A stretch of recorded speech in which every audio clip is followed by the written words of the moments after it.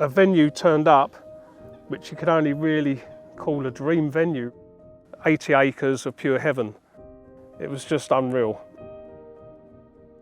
You just wanted to be over there, you wanted to have a piece of this. It was really exciting. You kind of just think, yeah, I'm going to have one, like, you know, and I always feel like that anyway. Everything was kicking off, spring was coming and the buzz was unreal. As time went on, I was starting to think, oh, what have I got to do to get a bite? I went out on the boat to check some spots out and come across them, like, and one of them was an absolute gem of a carp. But straight away, now I've got a little bit of a buzz on now. I need to go out there and try and catch one of these fish that I've seen in my zone. Jet black, scaly, absolutely unreal. Just beautiful. Ready? Yeah? Okay, mate.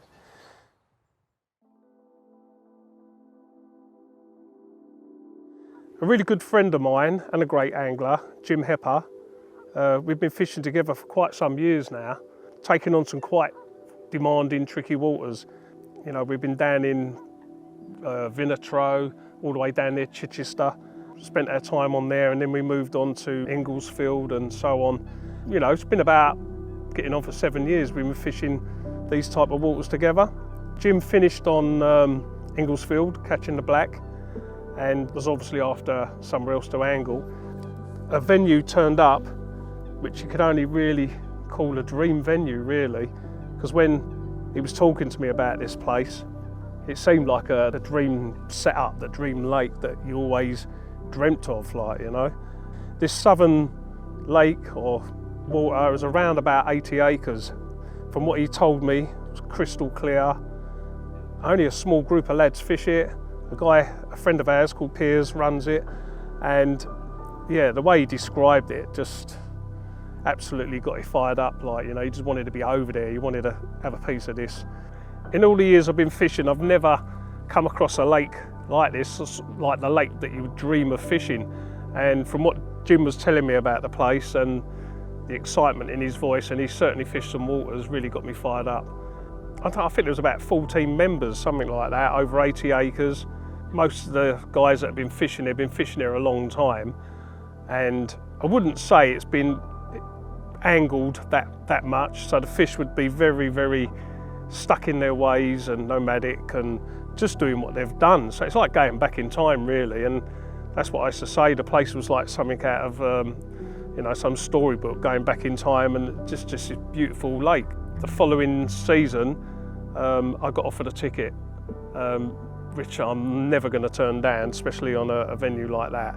And I went up there and had a look round, and it was everything he said. It was absolutely stunning.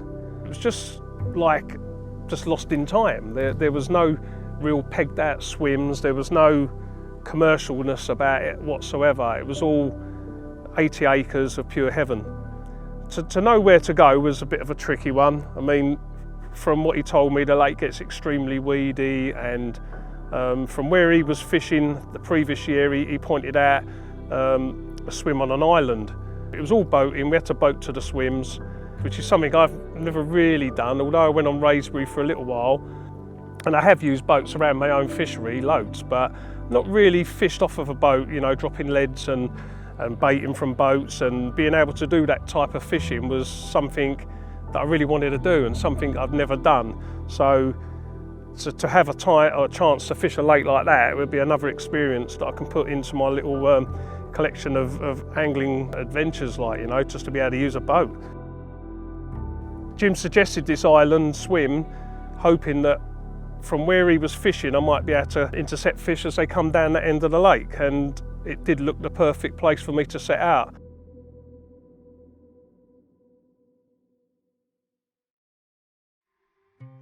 Me and the missus spend most winters in India, so obviously I was keen as mustard to get back and get stuck in. All I've been thinking about while I was laying on that beach was fishing off of that island and, yeah, getting amongst them over that lake. I didn't know what to expect, really. My first trip, once I was back in the UK, was in March. It was really exciting, like going across with the outboard and a boat laden full of tackle with sort of the unexpected really and the unknown. Yeah, what a real buzz, massive buzz. And in such a beautiful lake with beautiful surroundings. It was still winter looking because it was only March and it was cold. So getting in the swim, getting settled, trying to sort the spots out and getting a bit of bait in, it was really exciting. You kind of just think, yeah, I'm going to have one, like, you know, and I always feel like that anyway, because without that, you may as well give up if you don't think you're ever going to catch. So all the time I was thinking I may be in tonight, I may get a chance in the morning. Without that, I don't think I would have lasted half as long as I did. But the spring was really exciting time waiting for it to happen. Like seeing the cold weather transform into a beautiful spring was a buzz. The surroundings were beautiful. I had a little bird's nest up in the tree and there was blue tits and that in and out of the box, and everything was kicking off. Spring was coming and the buzz was unreal. Especially, like I said, for the unknown and just not knowing what you're going to catch. All I knew of was what Jim caught the year before, and he did have some good, he had a stunning mirror that was way up there on my list. I think that was a 40-pounder that he had. It was absolutely out of this world, and I only knew the fish that he'd caught really, so that was one that stuck in my mind, one that I really did want to catch. That was my drive. That was my drive to keep going and try and just the first thing was just to catch one, like, you know. So I set about doing my sessions, and obviously nothing happened in the first session, and progressively carried on like that. It's hard to find the mentality to just keep going, I think, and I'm the kind of angler, when I'm driving home from there, I've got a good few hours journey, and I'm thinking about everything. It's like all the way home. That was always how I passed my journey home, was thinking, next time I go, I'll do this, I'll do that. Maybe I'll move a rod there, or maybe I'll do this. And that's how I kept the mindset.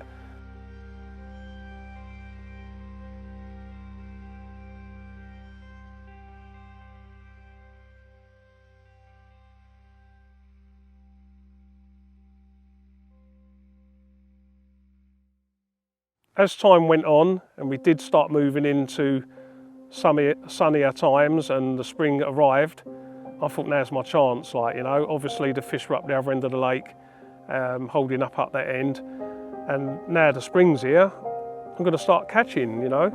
And Jim hadn't had nothing, I hadn't had nothing, and we are now moving into May. So, you know, like a month and a half with nothing. The swim itself, one of the main reasons why it looked so good was out at quite a bit of range there was an island. And as we all know, carp love islands, and you'd think especially on a no-pressured lake like this lake, where you'd expect them to be regularly visiting all the surrounding area and all the margins of the island. And off of the island was a really absolutely amazing, I call it an atoll. From above, looking down on it, it looked like it belonged in the Maldives. A really, really stunning feature in the lake. So, like, I thought I'd chose a good swim, to be honest. Scoping the spots up, I mean, the water was clear to begin with, but not that clear, so I couldn't really tell if all the bait was gone, and to me, at times, it looked like the bait was going.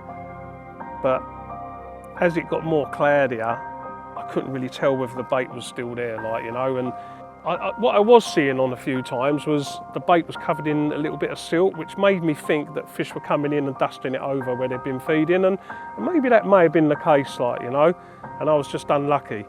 But as time went on, I was starting to think, oh, what have I got to do to get a bite? Jim never had his bites the year before till after spawning, from what I can remember him saying. So we're still hopeful that our turn hasn't started yet. One particular day, around about the middle of May, I noticed there was 2 fish out by the atoll. I went out on the boat to check some spots out and come across them, like, and one of them was an absolute gem of a carp, like a real jet black. I didn't know the weight of it, it was quite hard to tell, but an absolute stunning, like, heavily plated mirror, fully scaled. And then with it was a real nice common, which may have been a common I'd seen around the reserve, or a different fish altogether. But straight away, now I've got a little bit of a buzz on now. I'll need to go out there and try and catch one of these fish that I've seen in my zone, which I hadn't been seeing. I hadn't seen nothing really, not in the areas I'm fishing. So I moved the rod off of the rod that was nearest to the atoll, because I hadn't fished there yet. I was kind of waiting to see them on there. And these two fish weren't far from there, to be honest. I nearly went over the fully scaled on the boat. He just wouldn't get out of the way, but the common was having none of it. The common moved off and went out of sight. And I went about trying to find some A spot on the plateau, on the atoll light. And the top of it was kind of bald, sort of high in the middle, and it sloped down a little bit deeper on the edges. And around the outside, the circumference of it was like a weed fringe of Canadian. I found a little gap into that area where I could probably boat in there, drop a rod, lay my lead core around and have my line coming out of the gap back to my swim. So I set about putting a rod on a little spot. I think it was only about 4 foot of water, at least 4 foot, maybe a tiny bit deeper maybe. Still remember I was fishing one of our pop-ups from Mad Baits, a little pea fish pop-up, which is kind of like a light brown in colour. And I positioned it right up against the side of the weed, and a little handful bits and pieces like chops, and it went a bit of crumb and a few pieces of boilie down there. I didn't want to go mad, I just wanted it to come in, or a fish to come in and see what I'd put there and take it. Anyway, managed to get the rod in position. It actually went really well.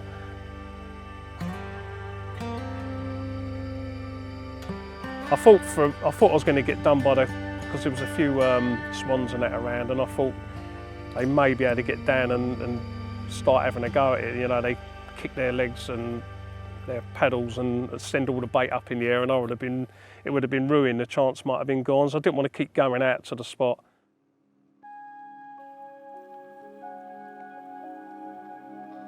To be honest, I was as confident as can be.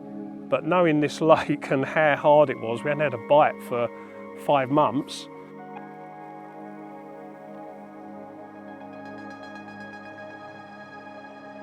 It's so easy to lose your confidence, I tell you. But anyway, I kept my mind straight, and that night went to bed full of hope, as I do every night.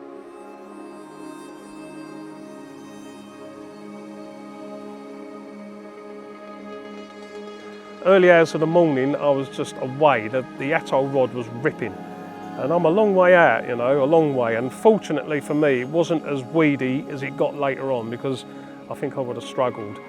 I can't tell you how far out it is. It's over 120, 130 yards out, maybe longer. Anyway, I managed to play it all the way back to the bank. And, you know, I'd landed my first carp from this magnificent water.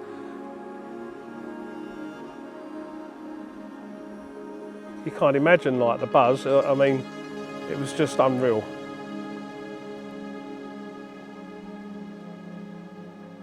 And I'm looking in the net, and I actually had landed the fully scaled, the one that I'd seen out there with a common. And I just thought to myself, you know what, see, I can catch them out of here.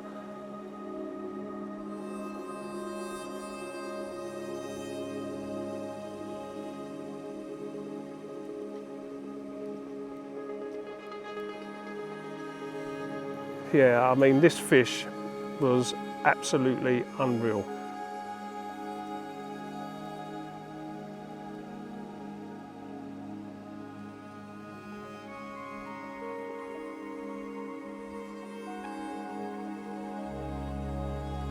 It was jet black, scaly, just beautiful. Looking in the net, I thought it was about 28 pounds, something like that. But as I lifted it out, it grew in size and weight. Possibly one of the best mirrors I've ever caught.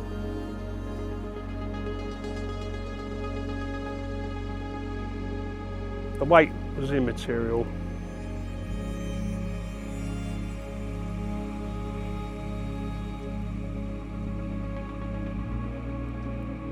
My first take on this unbelievably gorgeous water. 90 acres of water out there, They've been working really hard since March, and to finally get one is a real big buzz. Early morning take just before light, long range out. This beast roared off, all 35 pound of it. What a carp. Yeah, absolutely blown away, and all of them 5 weeks blanking kind of made up for it. I was off the mark and I was ready to go now. I'm thinking this is it now, you know.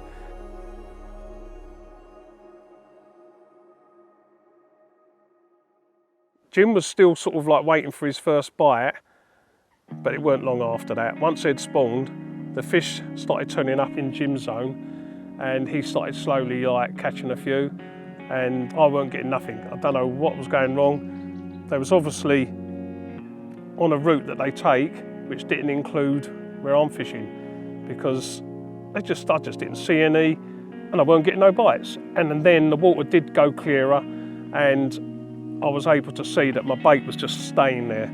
It was soul destroying, especially when you come back the following week. You give it a nice baiting before you go, and you're all fired up thinking I'm going to get there, all my bait's gone, the fish have been on my spots, and they ain't. You know, it's evidently still there.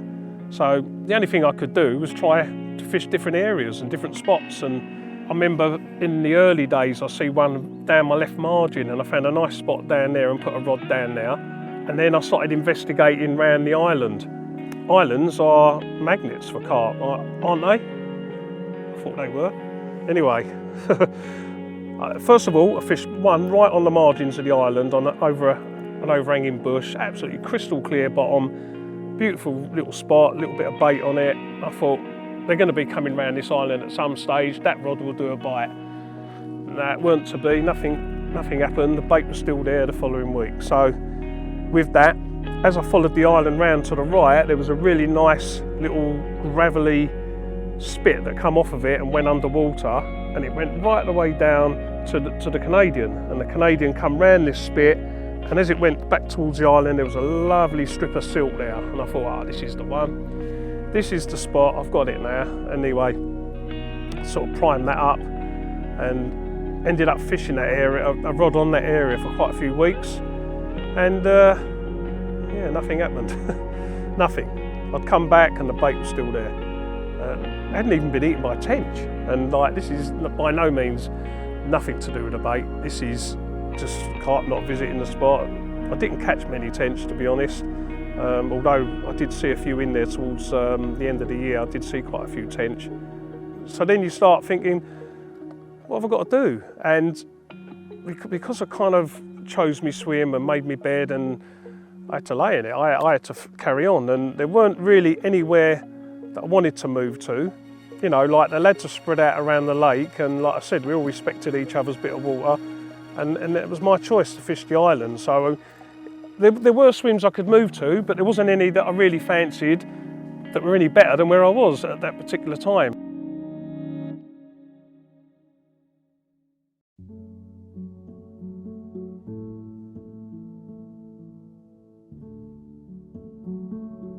Jim being a really good mate of mine, and he was catching some nice fish. I can't put a number on it, maybe 18 plus takes I think he had towards the end of the year, and I know it sounds it is a lot for that lake. He just got it sussed. The year before he'd done really well in that zone, and this year was everything he'd learnt the year before he put into practice. He knew they were turning up. It took a while, probably a couple of months before he got a bite, and I can imagine that he was pulling his hair out, you know, at the beginning, as was I. And then when I caught the first one, I thought, I'm off the mark, this is it now, but it just weren't happening for me. Anyway, out of the kindness of his heart, the bay ran to his right, and I know he wouldn't stand for it normally. He said to me, look, why don't you get in there and fish in the bay, like, you know? And I didn't want to encroach on Jim, to be honest, but like I was doing a lot of time over there for nothing, and I just thought to myself, I've got to try and catch a couple of fish, like, I've got to get a couple more.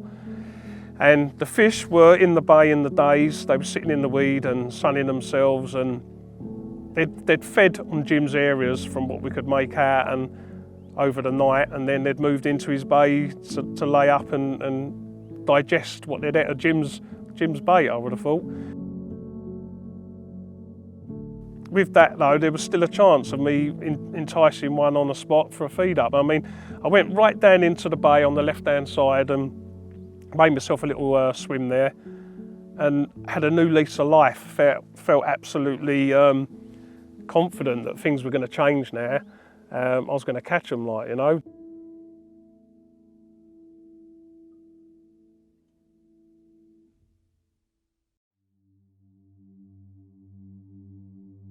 The water clarity had gone, but you could see where the weed was on the surface, and it was just a case of going out with a donking rod and a heavy 6-ounce ball head and just donking about looking for my spots.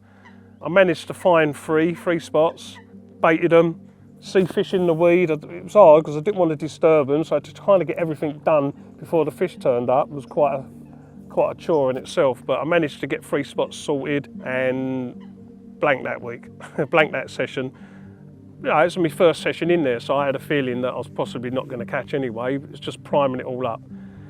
I had a little idea. I thought to myself, on my next trip, as I'm thinking about it on the drive home, I'm going to put some maggot in with my mix, like a bit of crumb, bit of maggot, you know, just to try and put something live in there to try and draw them out of the weed beds and get them down for a sniff about, and maybe I'll get lucky.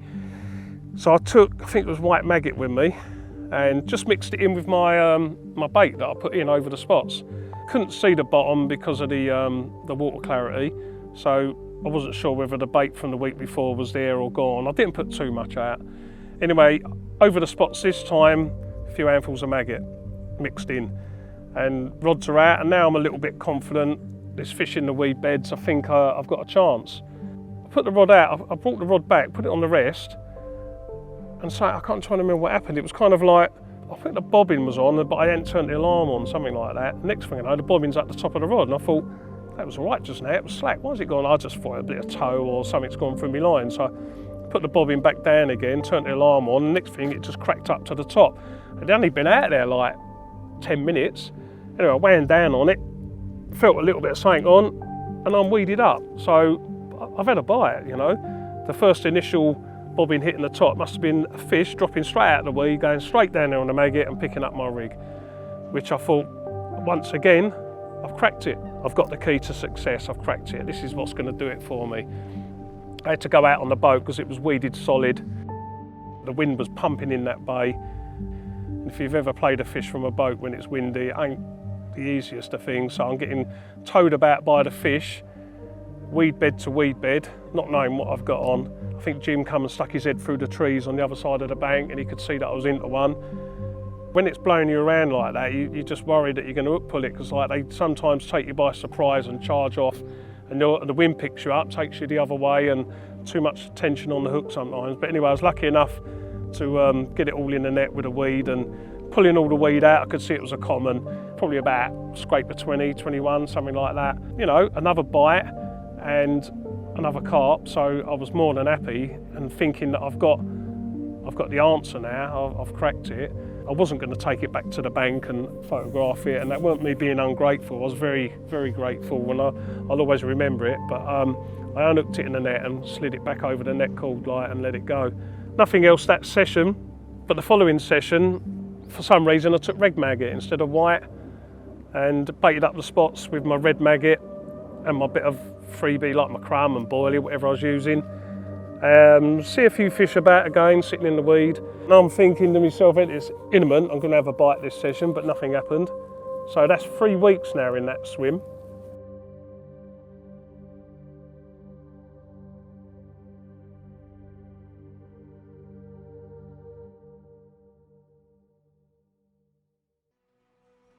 Back for the 4th week, and I thought before I do anything, I'm going to take the donking rod over the spots and just have a check before I even get the rods out.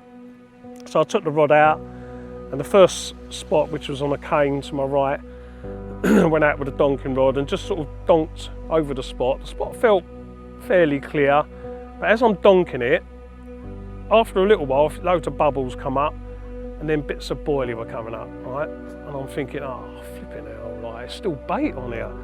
That in itself sent alarm bells, and I just thought nothing has been on that spot. Not only was boilies coming up, and to prove that it ain't the boilie, maggots started coming up. First of all, I see white maggots, which were from the second week in there. So they've been down there 2 or 3 weeks, like, you know, and then the red maggots come up. So I'm now absolutely gutted because I'm thinking this spot is just, well, it's not been visited. So I proceeded to the other 2 spots and they were the same. Even the one that I had the comment off of, donking over it, maggots coming up, boilie coming up, everything was coming up. I just thought, what have you got to do? You know what I mean? So that would mean I was there for a month, nothing had really fed. The common that I'd caught must have just dropped down and been unlucky and just picked up milk bait, you know. But maybe the maggots must have enticed it down there, but it was just, nah. And it's really hard to put that feeling in, you know, when you think of, you've been fishing for a month in a certain area that looks really good, and the carp were there, they were just sitting in the weed, obviously full up from what they're out of jibs, and weren't interested in mine. So the end of that session there, I remember as I paddled past my old swim on the island, I still had canes on my spots, and each trip as I went, I gave it a small bit of bait on each spot, just to see, like, you know, whether the fish had now been visiting them areas, and got the scope out, and all 3 spots still had bait on them. Even if it was corn, it was still there. It was mind-blowing, really. I mean, I've never fished anywhere like that where they just weren't visiting my spots, like, you know, and got it totally wrong.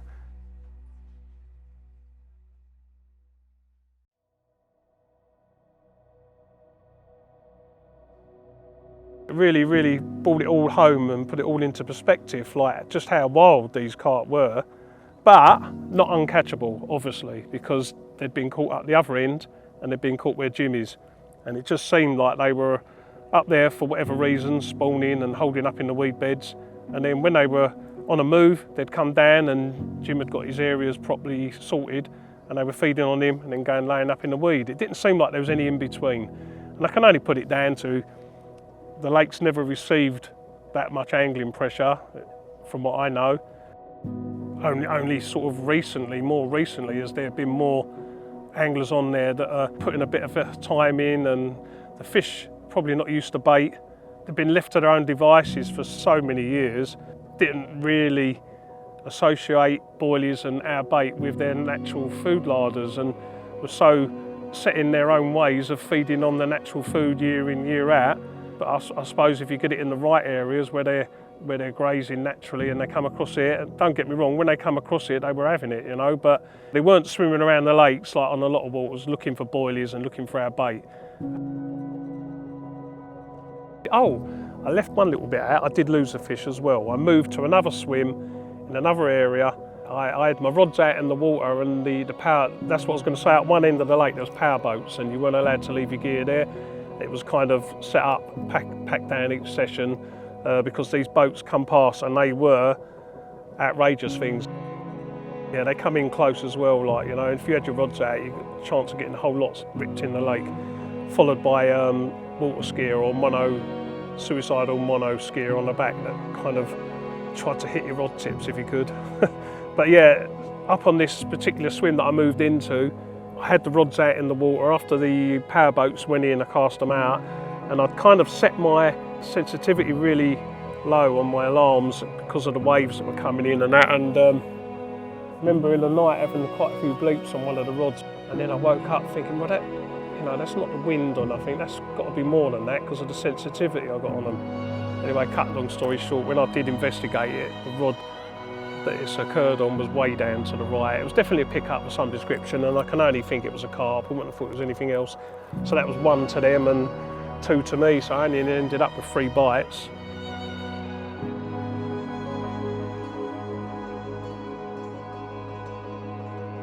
The whole experience of that year on there really was a good experience, like, you know, and I feel as though if I'd have moved around a lot more, I would have had more chances and possibly caught. Generally, my style of fishing, I do like to move, I do like to be mobile.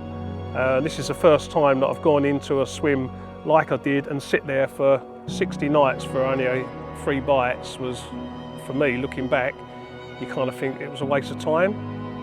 But then when I look at what I experienced, the experience of being on such a beautiful lake in itself was something special. The tranquility of it, just being there, the excitement of what you may catch, because it's all pretty much unknown. And to catch that absolute stunning, fully scaled, there was no way that was a waste. And I'd learned such a hell of a lot about fishing from a boat, fishing that type of water where there are no maddock and they ain't guided by our rules and by the way we fish, and you know, they don't come around looking for our baits, and it was a really good experience. Like a really good friend of mine said to me, like that fully scaled that I caught, he said, you only need one like that a year to make it worthwhile. And yeah, he was so right.